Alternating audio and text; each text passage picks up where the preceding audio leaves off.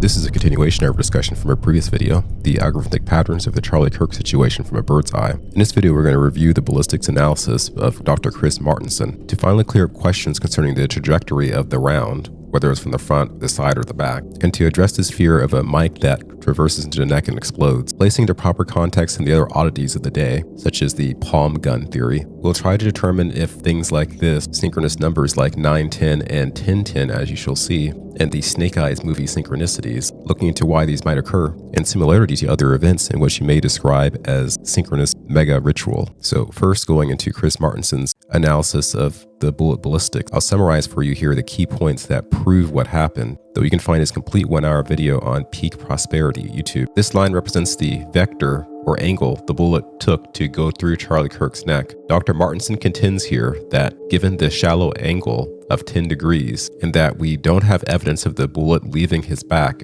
that a shot from the location we were told is impossible. The main storyline has to be revised. In this drone pan, you can see the location where the shot was taken from, right about here. And here's a crime scene tape. This is the official story vantage point. The shooter is sitting here and the aim went in this general direction. Dr. Martenson believes that the shooter actually could have been here and then aimed in this direction. It's going to be a story of two angles. So this is the official story angle, and this is the angle of a possibility that will be explored. Losey Center, Sorensen Center. The other thing we should note, though, is that if this person was shooting square, they would be shooting straight this way, a little bit to Charlie's left. So there was about 9 degrees off axis. This would be on axis. A little bit 9 degrees off axis. Not a lot, but significant, and I'll show you how that comes into play a little bit later. We're about 9 degrees off axis and about 9 degrees downsloping as well. Here you can see the 9 degrees off axis. Here's how I measure these sorts of things. Charlie was facing dead forward, which is very helpful in a very square setting, so we could get this pretty precise. Put a protractor on there, and you can see the shooter's position from a shot taken straight above, which is important. Gets us about 9 degrees off axis, 9 degrees downsloping. You know what? Let's call it 10 and 10. 10 and 10. So with the 9 to 10 degree downslope, Dr. Martenson determined the bullet would not strike major bony structures. Being 9 degrees to the left, the bullet would miss the spinal cord and vertebra. And with a 30-06 caliber, it would blow out the back of the neck. The diagram shows that vital blood vessels would get hit, but there will be no solid structure to impede the bullet's path through the neck. Choosing a different angle with a building in front of the waterfall solves this problem. Ironically, there's even an arrow in the overhead map that points to the ideal location. And again, this is the official location on adjacent building. At the new location, we go from 10 and 10 to 40 and 20. So that would have come in at about 43 degrees, and it's a 20-degree downslope angle because the building is closer. It's almost as high as the other shooting position, but that's much further back, so that lowers the angle. And so those are the measurements we got. Off-axis angle, 43 degrees, you know, coming in 43 instead of not 9. And also 20 degrees. Yeah, let's put it this way, 20 degrees instead of 10. This changes the bullet angle and trajectory such that it does strike this big bone of the vertebra. And while destroying the bone, because the angle is more downward, it would have a higher likelihood of traveling down in Charlie's body rather than exiting through the back. It would still destroy vital blood vessels along its path, causing the bleeding that was seen. And so finally, Andrew Colvett's post would make sense. His bone was so healthy and the density was so impressive that he's like the man of steel. But of course, this new waterfall angle would be inconvenient to the official story. It would mean Tyler Robinson is an accomplice rather than a main actor. There was this perspective of the video released by the FBI that did not show Tyler crouching to take the shot. It just showed him running. And so people wonder why limit what we can see there? It's implied the FBI knows about what the arrow points to. Dr. Martenson points out that there are 2 guys who seem to point in the direction where they thought the bullet came from, probably based on recognizing the direction of sound. And here are those guys pictured in this photo. An outline was used to show that when Charlie was struck in the neck, there was a blast expansion wave that pushed out tissue in the neck and chest area for a split second, which you can see here. You have the expansion right there. So that neck is pushed out. Ballistics gel shows that this expansion does tend to occur. It's a very short-lasting phenomena captured by high-speed camera. These suspected microweapons like the palm gun are simply not powerful enough to produce such a blast wave. Notice how some prominent voices don't want to consider the possibility of a second shoot. Knowing who Laura Loomer is, there's a broader pattern recognition that is available to us. I do sometimes wonder if Laura is an unwitting accomplice, forced along with others to play roles to develop our general understanding as a collective. Like a paradise, and some people think we even come back as our favorite animal or object. Wow. Object. Now, why would you leave the screwdriver on the roof, Tyler? But me, well, something tells me that when we die, we go into the center of the Earth. Well, it's not quite the center. It's in between the core and the surface. And we must relive our lives, but as a performance for a new super race known as the Council. And every time you get it right, you get a pound.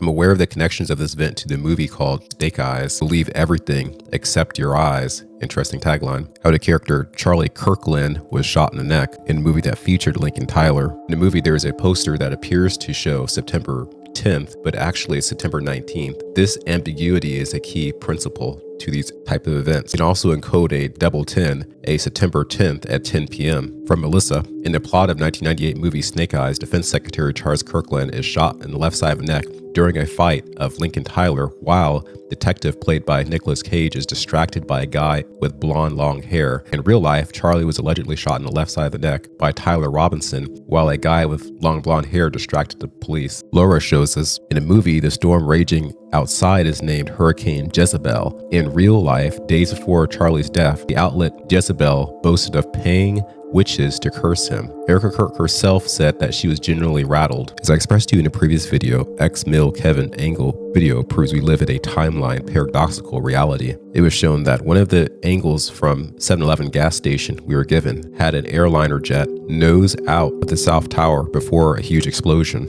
With the angles provided and knowledge of classical physics, an attack nose is an impossibility, just like the prediction of the footprint collapse of WTC-7 by Jane Stanley. But it could indeed be that things are forced to happen in a certain way. Source. We are now looking at a 1997 episode of The Simpsons, The City of New York versus Homer Simpson. In this episode, we see the twin pillars of Solomon's Temple and also the sphere representing the cubic Kaaba at Mecca. To put this into perspective, let's trace the evolution of the cuboid shape through the Abrahamic megacult. We find the original sacred cuboid inside the Great Pyramid of Giza in the design of the King's Chamber. The door of the Great Pyramid might also have been a cubic stone. No longer being able to perform the Stargate rituals at Giza, the Hyksos shepherd kings and their flock of Aries constellation worshippers took their portable cosmic illumination or Stargate box and left. This is a portable chest found in King Tutankhamun's tomb. The cuboid tabernacle with its cuboid holiest of holies and cuboid ark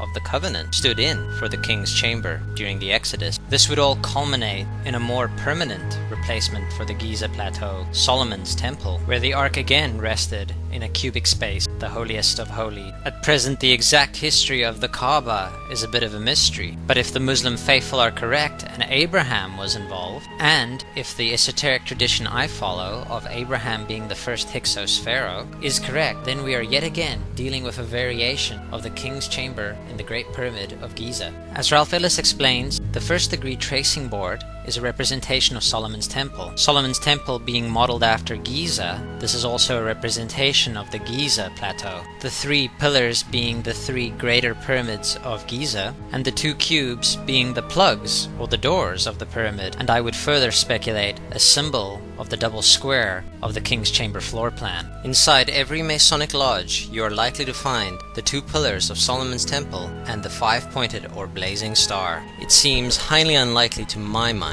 that it is a mere coincidence that these are the same elements we see at play in the 9/11 event. My current belief system views what happened on that day as a mega ritual. When the symbolic pillars came down on 9/11, the holiest of holies was revealed. ISIS was unveiled. If rituals are being acted out, then it's possible the key players are chosen in advance. Is Turning Point USA being compelled subconsciously? At me is the fact that Turning Point will not release the footage, okay? I don't understand it. Every excuse that I have been handed for why they won't release it makes no sense to me. If you are under pressure, if people are starting to look at you funny as an organization, if they're thinking that whether rightfully or wrongfully, if they are suspecting because they see this footage of someone quickly remove the SD cards that you guys had something to do with the assassination of Charlie Kirk, and you quite literally have footage. Consciously or unconsciously, playing out the ritual to increase our general understanding, and asking why this man took his badge off as law enforcement, why Charlie's protege emerged within an hour of his death, smiling on Fox News, why a suspicious foreign power put a spotlight on itself in the immediate aftermath, why pave over the crime scene immediately after, why does this audio exist saying no autopsy? I did do the request. They emailed me back.